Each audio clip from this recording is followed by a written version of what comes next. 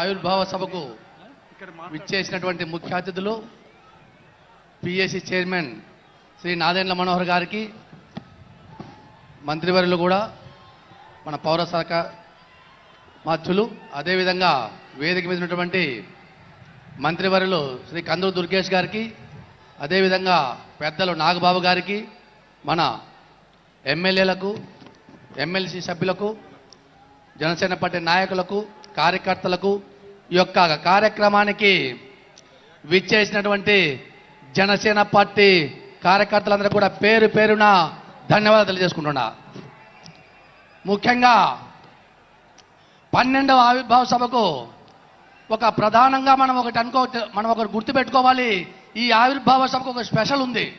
ఎందుకంటే పెద్దలు చెప్పారు ఇంతకుముందు 12 సంవత్సరాలకు ఒక్కసారి పుష్కరాలు వస్తాయని చెప్పేసి.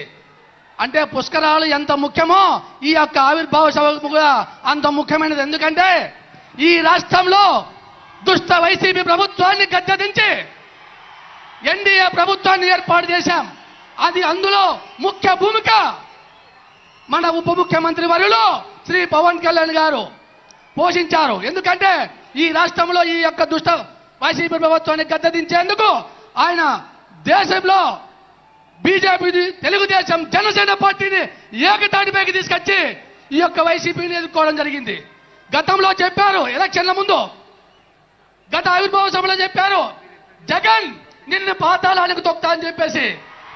పాతాళం ఎక్కడుందో మనకు తెలియదు, కానీ అంతకన్నా లోతుగా తొక్కు చూపించారు మన పవన్ కళ్యాణ్ గారు. పవన్ కళ్యాణ్ గారు ఒక్కసారి చెప్తే దిమ్మ తిరిగే విధంగా చెప్తారని చెప్పేసి, అది చేతు చూపిస్తారని చెప్పేసి ఈ సభాముఖంగా తెలియజేస్తా ఉన్నా. జగన్ చెప్పేవాడు వై నాట్ 175 అని. ఒకటే గుర్తు పెట్టుకో జగన్మోహన్ రెడ్డి గారు, 151 ఉంటే మధ్యలో 5 లేసిపోయింది, ఆ ఒకటి ఈ ఒకటి నిలబడింది. అంటే 11 సీట్లు నిలబడ్డాయి నీకు. మళ్ళీ చెప్తా ఉన్నాం, ఈ జన సముద్రం చూస్తా ఉంటే వచ్చే ఎలక్షన్ లో ఆ పక్కన ఉన్నటువంటి ఒకటి కూడా లేచిపోతుంది, సింగిల్కి వస్తామని చెప్పేసి ఈ సభాముఖంగా తెలియజేస్తా ఉన్నా. ఒకటే చెప్తా ఉన్నాం, మన ఉప ముఖ్యమంత్రి పవన్ కళ్యాణ్ గారి జయం ఈ రాష్ట్రాన్ని కాపాడుకోవాలి, ఈ తెలుగు ప్రజలను కాపాడుకోవాలి అని ఏకైక లక్ష్యంతో ఆయన ఈ పార్టీని స్థాపించారు. ఇటువంటి మహానుభావుడికి, ఇటువంటి గొప్ప వ్యక్తికి తెలుగు ప్రజలు ఎక్కడున్నా ఆశీర్వదించాలని చెప్పేసి కోరుతా ఉన్నా. బాబు జనసేన ఈ యొక్క అవకాశం ఇచ్చినటువంటి పెద్దలందరూ కూడా ధన్యవాదాలు.